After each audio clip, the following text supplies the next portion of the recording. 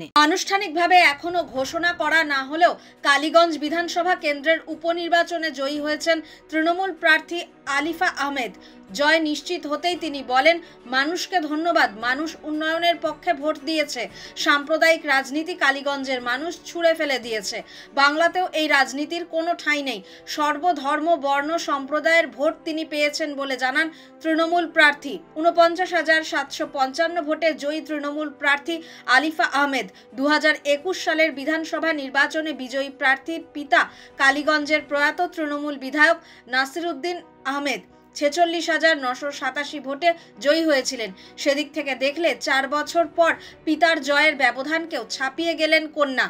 কালীগঞ্জ বিধানসভা উপনির্বাচনে দলের সাফল্যের জন্য সাধারণ মানুষ এবং দলীয় কর্মীদের ধন্যবাদ ও প্রণাম জানালেন তৃণমূল নেত্রী মমতা বন্দ্যোপাধ্যায়।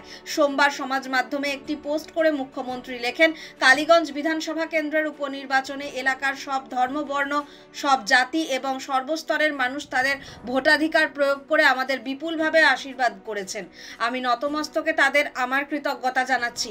এই জয়ের প্রধান কারিগর মা মাটি মানুষ। একই সঙ্গে মমতা লেখেন, আমার কালীগঞ্জের সহকর্মীরা এর জন্য প্রাণপাত পরিশ্রম করেছেন, তাদেরও আমি আমার আন্তরিক অভিনন্দন জানাই।